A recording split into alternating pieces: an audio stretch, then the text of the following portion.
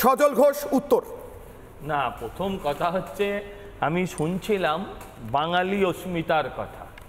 হ্যাঁ, বাঙালি অস্মিতা। আমি আপনাকে একটা কথা বলি, গতকাল মানে মমতা ব্যানার্জি একজন মেকআপ আর্টিস্ট, স্বনামধন্য মেকআপ আর্টিস্ট, তাকে মহানায়ক দিয়েছেন।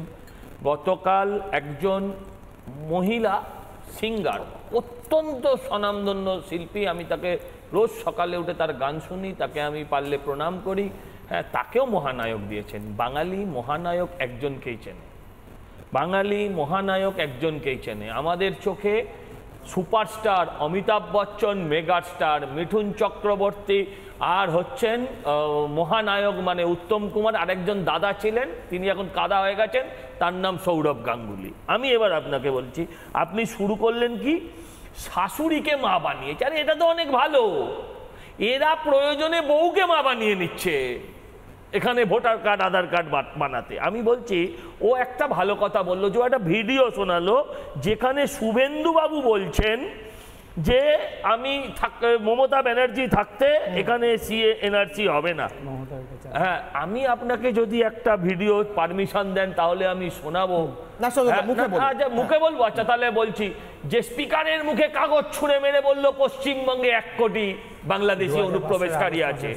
বললেন যে আমরা পশ্চিমবঙ্গে অনুপ্রবেশকারীরা আসে বাংলাদেশ থেকে, ভোট দেয় চলে যায়। তো সেই ভিডিওটাও শুনতে হবে, তাই না সৌরভ? আমি বলছি, আমি সাল তাল তো মনে পড়ছে না আমার।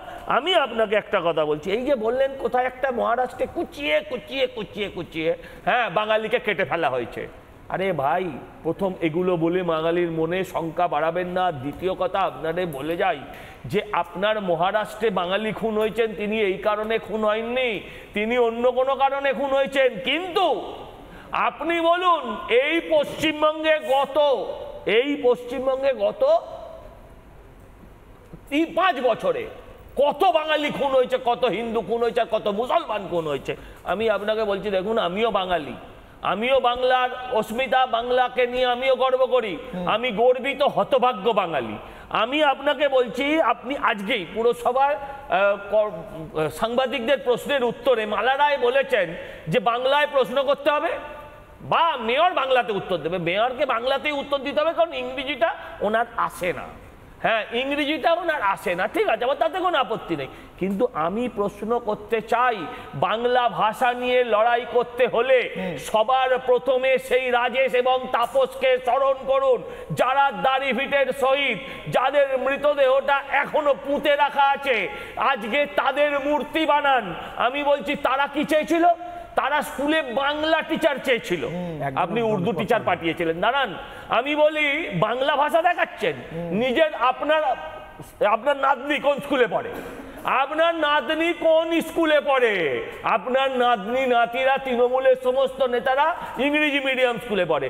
যারা 8,000 বাংলা স্কুল তুলেছে, যারা 20,000 নতুন করে বাংলা মদের দোকান দিয়েছে, তারা বাংলা শোনাবে। যারা রথযাত্রায় হ্যাঁ উর্দুতে লিখছে, রথযাত্রা নিজেদের প্রত্যেকের প্যাডে।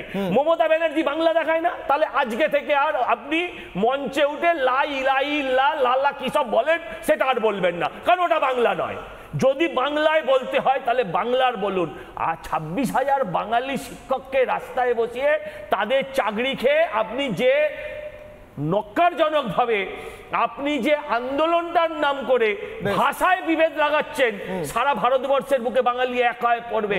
এবং পশ্চিমবঙ্গে চাকরি খেয়ে হয়নি, এবার ব্যাঙ্গালোরের ছেলেদের চাকরি খাবে, গুজরাটের ছেলেদের চাকরি খাবে, রাজস্থানের ছেলেদের চাকরি খাবে, তামিলনাড়ুর ছেলেদের চাকরি খাবে। এই যে ষড়যন্ত্র, এর বিরুদ্ধে এক হতে হবে। বুঝলাম সজলদা। নানা ধরনের কন্টেন্ট দেখার জন্য লাইক করুন, শেয়ার করুন আমাদের ফেসবুক পেজ, সাবস্ক্রাইব করুন আমাদের ইউটিউব চ্যানেল। পাশাপাশি অন্যান্য ব্রেকিং নিউজের জন্য অবশ্যই চোখ রাখুন রিপাবলিক বাংলায়।